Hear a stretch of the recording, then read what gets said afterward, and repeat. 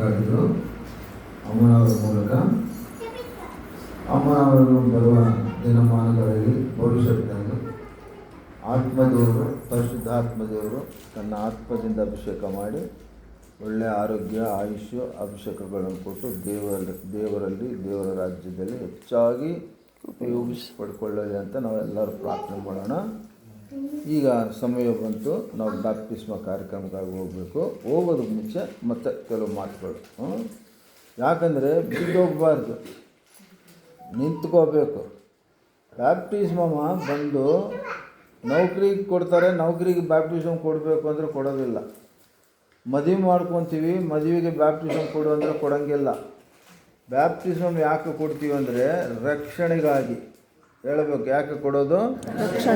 ರಕ್ಷಣೆ ಅಂದರೆ ನೀನು ಹುಟ್ಟಿದಾಗಿಂದ ಯಾವತ್ತು ಬ್ಯಾಪ್ಟಿಸಮ್ ತೊಗೊಳ್ತೀಯಲ್ಲ, ಅಲ್ಲಿವರೆಗೆ ನೀನೇನು ಪಾಪಗಳು ಮಾಡಿದೆಯೋ, ನಿನ್ನ ಲೆಕ್ಕಾಚಾರದಲ್ಲಿ, ನಿನ್ನ ಪತ್ರದಲ್ಲಿ ಎಷ್ಟು ಪಾಪಗಳಿದಾವೋ ಅವೆಲ್ಲವೂ ಕೂಡ ಯೇಸು ಸ್ವಾಮಿ ಕ್ಷಮಿಸಿಬಿಡ್ತಾನೆ. ಅದು ರಕ್ಷಣೆ. ಏನು ಮಾಡ್ತಾನೆ ಸ್ವಾಮಿ? ಕ್ಷಮಿಸಿಬಿಡ್ತಾನೆ. ಹುಟ್ಟಿದಾಗಿಂದ ಎಷ್ಟು ತಪ್ಪುಗಳು ಮಾಡಿಲ್ಲ ನೀವು, ಎಷ್ಟು ಪಾಪಗಳು ಮಾಡಿಲ್ಲ ನೀವು, ಮಾಡಿದಿರೇ ಇಲ್ಲ? ಮಾಡಿದಿರಿ. ಆ ಪಾಪಗಳೆಲ್ಲ ಯೇಸು ಸ್ವಾಮಿ ಏನು ಮಾಡ್ತಾನೆ? ಕ್ಷಮಿಸ್ತಾನೆ. ಇನ್ನು ನೀನು ಪರಿಶುದ್ಧನಾಗ್ತಿ, ನಿನ್ನ ಲೆಕ್ಕದಲ್ಲಿ ಯಾವ ಪಾಪ ಇರೋದಿಲ್ಲ. ಯೇಸು ಸ್ವಾಮಿ ನಾನು ರಕ್ಷಕನಾಗಿ ನಾನು ನಂಬುತ್ತೀನಿ ಅಂದವ್ರಿಗೆ ಮಾತ್ರ ಬ್ಯಾಪ್ಟಿಸ್ಮ. ಸುಮ್ಮನೆ ನೀನು ದುಡ್ಡು ಕೊಟ್ಟು ನೀನು 1 ಕೋಟಿ ರೂಪಾಯಿ ಕೊಟ್ಟರೆ ಕೂಡ ನಾನು ಬ್ಯಾಪ್ಟಿಸಮ್ ಕೊಡೋಂಗಿಲ್ಲ. ರಕ್ಷಣೆಗಾಗಿ ಕೊಡೋದು. ರಕ್ಷಣೆ ಇದ್ದರೆ ನಿನಗೆ ನಿತ್ಯ ಜೀವ, ನಿತ್ಯ ಜೀವ ಇದ್ರೇ ನಿನಗೆ ಪರಲೋಕ. ಒಂದು ನಂಬಬೇಕು. ಅಮ್ಮವ್ರು ಹೇಳಿದ್ರಲ್ಲ ವಾಕ್ಯ, ಮಾರ್ಕ್ ಸುವಾರ್ತೆ 16ನೇ ಅಧ್ಯಾಯ 16ನೇ ವಚನದಲ್ಲಿ ಏನು ಬರೆದಿತ್ತೈತೆ ಅಂದರೆ, ಯಾರಾದರೂ ಬಂದು ಸುವಾರ್ತೆ ಹೇಳ್ತಿರಲ್ಲ, ಸುವಾರ್ತೆನ ಕೇಳಿಸ್ಕೊಂಡು ಫಸ್ಟ್ ನೀನು ಮಾಡಬೇಕಾಗಿದ್ದಂದರೆ ನಂಬಬೇಕು. ಏನು ಮಾಡಬೇಕು? ನಂಬಬೇಕು. ಏನು ನಂಬಬೇಕು ಅಂದರೆ ಯೇಸು ಸ್ವಾಮಿ ನಂಬಿದರೆ ಪರಲೋಕ, ಅದನ್ನು ನಂಬಬೇಕು. ಏನು ನಂಬಬೇಕಮ್ಮ ಮಗಳೇ? ಎಲ್ಲಿ ನೋಡ್ತೀವಿ? ಏನು ನಂಬಬೇಕು? ಯೇಸು ಸ್ವಾಮಿ ನಂಬಿದರೆ ನನಗೆ ಪರಲೋಕ ಅನ್ನೋದು ನಂಬಬೇಕು. ಎರಡನೇದು, ನಂಬಿ ಆದಮೇಲೆ ಏನು ಮಾಡಬೇಕು? ದೀಕ್ಷಾ ಸ್ನಾನ. ಏನು ಸ್ನಾನ? ದೀಕ್ಷಾ ಸ್ನಾನ. ದೀಕ್ಷೆ ಹೊಂದ್ಕೋಬೇಕು. ಏನಂತ? ನಾನು ಸಾಯೋವರೆಗೆ ಯೇಸು ಸ್ವಾಮಿನಲ್ಲೇ ಇರ್ತೀನಿ, ಯೇಸು ಸ್ವಾಮಿನ ಬಿಡೋಂಗಿಲ್ಲ. ಒಂದು ವೇಳೆ ನೀನು ಬಿಟ್ಟರೆ ಬಿಡ್ಬೋದು, ಯೇಸು ಸ್ವಾಮಿ ನಿನ್ನನ್ನು ಬಿಡಲ್ಲ. ಕೆಲವರು ಏನು ಹೇಳ್ತಾರೆ, ನಮ್ಮ ಸರಿಗೆ ಬಂದಿಲ್ಲಪ್ಪ, ಅಚ್ಚು ಬಂದಿಲ್ಲಪ್ಪ, ಆಗ ಬಂದಿಲ್ಲ, ಬೇಡ ಯೇಸು ಸ್ವಾಮಿ ಅಂತಾರೆ ಕೆಲವರು. ಹಂಗೆ ಮಾಡಬಾರ್ದು. ಆವಾಗ ಏನಾಗ್ತದಂದರೆ, ನೀನು ಅಪ್ಪಿತಪ್ಪಿ ನರಕಕ್ಕೆ ಹೋಗ್ದಂಗೆ ಇರೋದು ಆದರೆ ಕೂಡ, ಈಗ ಹಂಗಂದರೆ ನೀನು ಗ್ಯಾರಂಟಿ ನರಕಕ್ಕೆ ಹೋಗ್ಬಿಡ್ತೀನಿ. ಹಂಗೆ ಮಾಡಬಾರ್ದು. ಯೇಸು ಸ್ವಾಮಿನ ನಂಬಿರೋದು ಯಾಕಂದರೆ ರಕ್ಷಣೆಗಾಗಿ, ನಂಬಿಕೆಯಿಂದ ತಗೊಳ್ಬೇಕು. ನೀರಲ್ಲಿ ಮುಳಬೇಕು. ಹೌದಾ? ಯೇಸು ಸ್ವಾಮಿ ನಿನಗಾಗಿ ಶಿಲುಬೆಯಲ್ಲಿ ಪ್ರಾಣವನ್ನು ಕೊಟ್ಟಿದ್ದಾನೆ, ಸತ್ತು ಹೋಗಿದ್ದಾನೆ, ಸಮಾಧಿ ಮಾಡಲ್ಪಟ್ಟಿದ್ದಾನೆ. 3ನೇ ದಿನ ಮತ್ತೆ ಜೀವಂತವಾಗಿ ಎದ್ದು ಬಂದಾನೆ.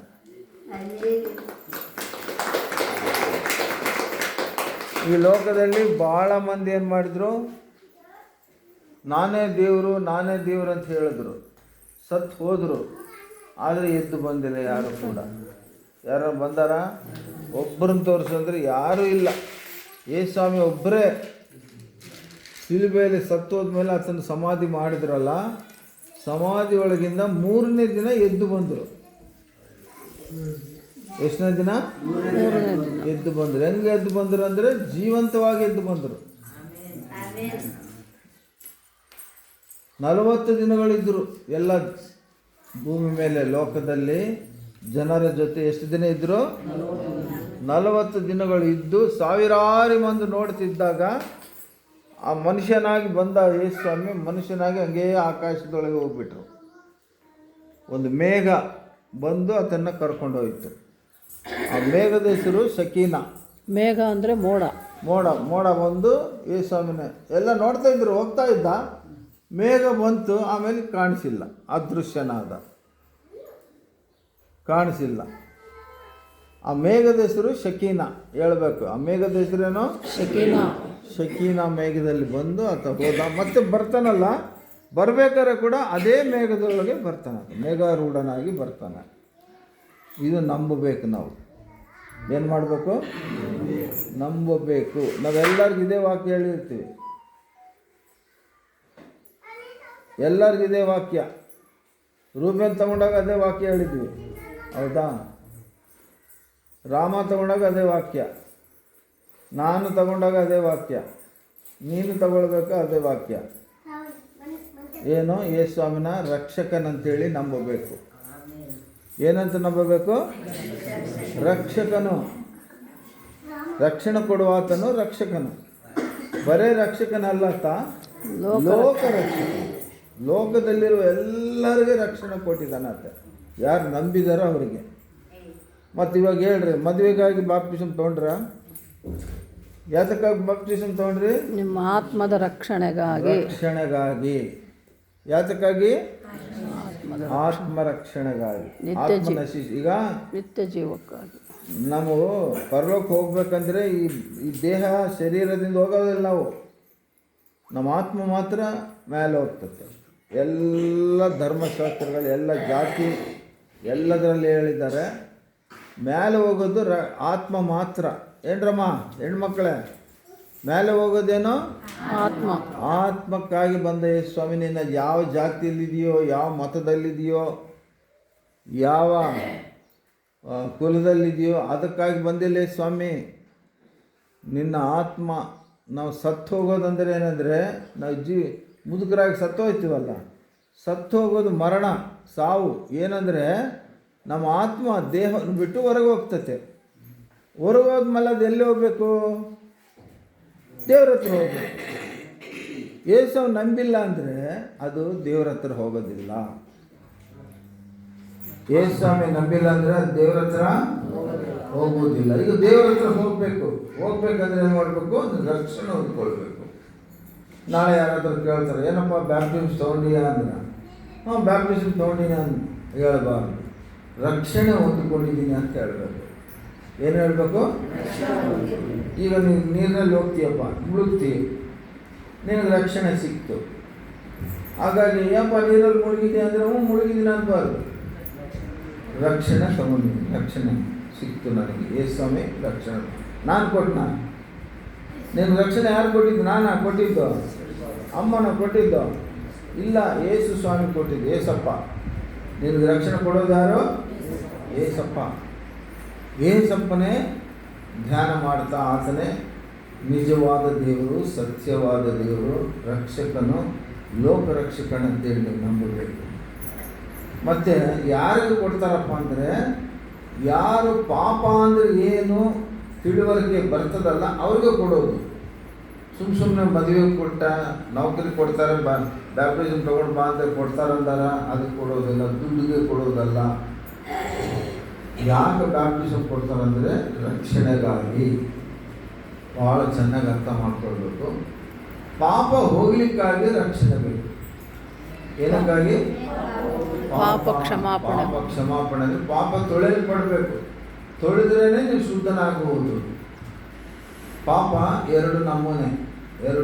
ಒಂದು ಜನ್ಮದಿಂದ ಪಾಪ, ಎರಡನೇದು ಕರ್ಮದಿಂದ ಪಾಪ. ನೀವು ಮಾಡೋ ಶರೀರ ಕಾರ್ಯಗಳು ಏನು ಮಾಡಬಾರ್ದು ಅಂತಿರ್ತದಲ್ಲ ಅವುಗಳಿಗಾಗಿ. ಮೊದಲನೇ ಪಾಪ ಎಲ್ಲಿ ನಡೀತು? ತಿಳ್ಕೊಂಡಿರಬೇಕು. ದೇವರು ಸೃಷ್ಟಿ ಮಾಡಿದ ಒಂದು ಏದೇನು ತೋಟ, ಒಂದು ತೋಟದಲ್ಲಿ ಹಣ್ಣಿತ್ತು, ಒಂದು ಗಿಡಕ್ಕೆ ಹಣ್ಣಿತ್ತು. ಏನು ಬೇಕಾದ್ರೂ ತಿನ್ನು, ನೀನು ಹಣ್ಣು ಮಾತ್ರ ತಿನ್ನಬೇಡ ಅಂತ ಹೇಳಿದೆ ಸ್ವಾಮಿ. ಹೇಳಿ ಹೋದ್ಮೇಲೆ ಇವ್ರೇನು ಮಾಡಿದ್ರು? ಹಣ್ಣು ತಿನ್ನಂಗಾಯ್ತು. ಹೆಂಗ ಅಂದರೆ, ಒಂದು ದುಷ್ಟಶಕ್ತಿ, ದುರಾತ್ಮನ ಶಕ್ತಿ, ಅಪವಾದಿ ಶಕ್ತಿ, ಸಾತಾನನಾಗಿ ಹಾವಿನ ರೂಪದಲ್ಲಿ ಬಂದು, ಯಾವ ರೂಪದಲ್ಲಿ?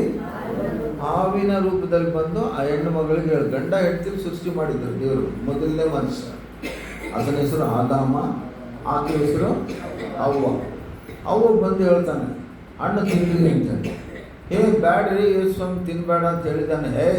ಅದು ತಿಂದರೆ ನಿನಗೆ ಬುದ್ಧಿ ಜ್ಞಾನ ಬರ್ತದೆ, ಅದಕ್ಕೆ ತಿನ್ಬೇಡ ಅಂತ ಹೇಳೋಣ. ತಿಂದು ನೋಡ್ರಿ ನೀವು ಬೇಕಾದ್ರೆ ಅಂತ ಹೇಳಿ ಪ್ರಚೋದನೆ. ಹೆಣ್ಮಗಳನ್ನ ತುಸಲಾಯಿಸ್ತಾನೆ, ತಿನ್ನು ಅಂತ. ಆಕೆ ಏನು ಮಾಡ್ತಾಳೆ, ಗಂಡನಿಗೆ ಹೇಳ್ತಾಳೆ ಹಣ್ಣು ತಿನ್ನೋಣ. ಇಬ್ಬರು ಸೇರಿ ಏನು ಮಾಡಿದ್ರು, ಹಣ್ಣು ತಿಂದ್ಬಿಟ್ರು. ತಿಂದಾದ್ಮೇಲೆ ಅಲ್ಲಿವರೆಗೂ ಭಕ್ತಲಿದ್ದರು ಅವರು. ಹೆಂಗಿದ್ರು? ಅವರು ಭಕ್ತಲಿದ್ದಾಗ ನಾಚಿಗೆ ಅನಿಸಿಲ್ಲ ಅವರಿಗೆ. ಹಣ್ಣು ತಿಂದರು. ತಿಂದ ಮೇಲೆ ಏನಾಯಿತು, ಅವರಿಗೆ ಒಂದು 5 ಗುಣಗಳು ಬಂತು ಅವರಿಗೆ. ಒಂದು ನಾಚಿಕೆ, ಏನನ್ನೋದು ಮಾನ ಮುಚ್ಕೊಳ್ಬೇಕೀಗ. ಭಕ್ತಲಿದ್ವಪ್ಪ ಮಾನ ಮುಚ್ಕೋಬೇಕಂತೇಳಿ ಎಲೆ, ಯಾವ ಎಲೆ? ಅಂಜೂರ ಗಿಡದ ಎಲೆ, ಅದು ಇಷ್ಟು ಅಗಲ ಇರ್ತದೆ. ಅದನ್ನು ಕತ್ಕೊಂಡ್ರು, ಮಾನ ಮುಚ್ಕೊಂಡ್ರು. 1ನೇ ಗುಣ. ಆಮೇಲೆ 2ನೇ ಗುಣ ಏನಾಯ್ತು, ಅವರಿಗೆ ಭಯ ಬಂತು. ಅಲ್ಲಿವರೆಗೆ ತೋಟದಲ್ಲಿದ್ದರಲ್ಲ, ಹಾವು, ಚೇಳು, ಆನೆ, ಚಿರತೆ, ಹುಲಿ, ಸಿಂಹ ಎಲ್ಲ ಕಲ್ತಿದ್ರು. ಯಾವಾಗ ಹಣ್ಣು ತಿಂದ್ರಲ್ಲ, ಈಗ ಭಯ ಬಂತು. ಅವು ನಮ್ಮನ್ನು ಸಾಯಿಸ್ತಾವೋ ಅಂತ ಭಯ ಬಂದ್ಬಿಡ್ತು. ಮೊದಲನೇದೇನು ಬಂತು? ನಾಚಿಕೆ ಗುಣ ಬಂತು. 2ನೇದು ಭಯ ಬಂತು. 3ನೇದು ಅವರಿಗೆ ಹಸಿವೆ ಅನ್ನೋದು ಗೊತ್ತಿದ್ದಿಲ್ಲ ಅವರಿಗೆ. ದೇವರು ಅವರಿಗೆ ಹಸಿವೆ ಅನ್ನೋದು ಇಟ್ಟಿದ್ದಿಲ್ಲ. ಈಗ ಹಸಿವೆ ಆಯಿತು ಅವರಿಗೆ. ನಾಚಿಕೆ, ಭಯ, ಹಸಿವು, ಆಮೇಲೆ ಇಲ್ಲ ಸಲ್ಲದ ಗುಣಗಳು ಬಂದ್ಬಿಡ್ತಾವೆ ಅವರಿಗೆ. ಅವೆಲ್ಲ ದೇವರಿಗೆ ವಿರುದ್ಧವಾದ ಗುಣಗಳು. ಅವೆಲ್ಲ ಮಾಡಿದ್ದು ಸಾತಾನನಿಂದ. ಅದಕ್ಕೆ ನಾವೇನು ಮಾಡಬೇಕು? ದುಷ್ಟಶಕ್ತಿ. ಸಾತಾನ ಅಂದರೆ ದುಷ್ಟಶಕ್ತಿ, ದುರಾತ್ಮನ ಶಕ್ತಿ. ಅದರಿಂದ ನಾವು ತಪ್ಪಿಸಿಕೊಂಡು ಇರಬೇಕು. ಅಂದರೆ ಯೇಸು ಸ್ವಾಮಿಯಲ್ಲಿ ಇರಬೇಕು. ಯಾರು ಯೇಸು ಸ್ವಾಮಿನಲ್ಲಿ ಇರ್ತಾರಲ್ಲ, ಅವ್ರನ್ನ ಸಾತಾನು ಏನು ಮಾಡಲಿಕ್ಕೆ ಸಾಧ್ಯ ಆಗೋದಿಲ್ಲ. ಗಲಿಬಿಲಿ ಉಂಟು ಮಾಡ್ತತೆ, ಆದರೆ ನಾವೇ ಜಯ ಹೊಂದಿಕೊಳ್ಳೋದು ಯೇಸು ಸ್ವಾಮಿ ಮಕ್ಕಳು. ಹಲ್ಲೆಲೂಯಾ. ಯೇಸು ಮಕ್ಕಳಿಗೆ ಜಯ ಸಿಗ್ತದೆ ಅವರು ಯಾವಾಗ ಪ್ರಾರ್ಥನೆ ಮಾಡಿದರೆ. ಹಾಗಾಗಿ ನೀವೇನು ಮಾಡಬೇಕು? ದೇವರ ಮುಂದೆ ನೀವು ಭಯ ಭಕ್ತಿಯಿಂದ ಇರಬೇಕು. ಯಾವ ರೀತಿ ಇರಬೇಕು?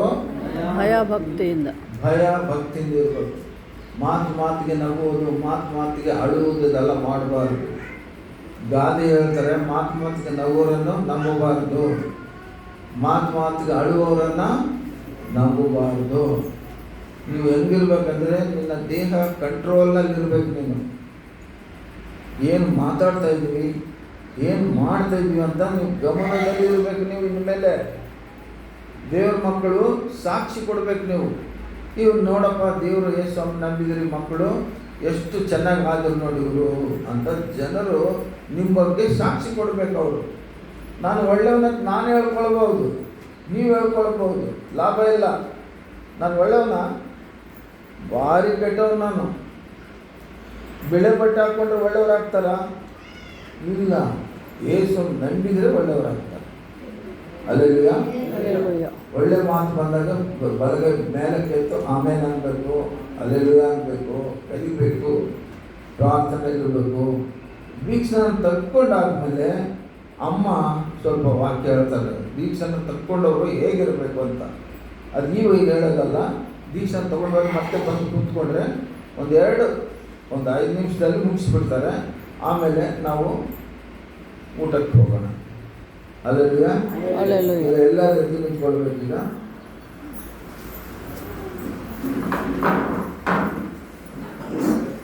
ತಗಲಿಕ್ಕಮ್ಮ ಹುಷಾರಾಗಿರ್ಬೇಕು. ಎಲ್ಲರೂ ಎದ್ದು ನಿಂತ್ಕೊಳ್ಬೇಕು. ನಾವೊಂದು ಹಾಡು ಹಾಡ್ಕೊಂಡು ಬ್ಯಾಪ್ಟಿಸ್ಟ್ ಮಕ್ಕಳಿಗೆ ದೊಡ್ಡಿ ಹತ್ರ ಹೋಗೋಣ.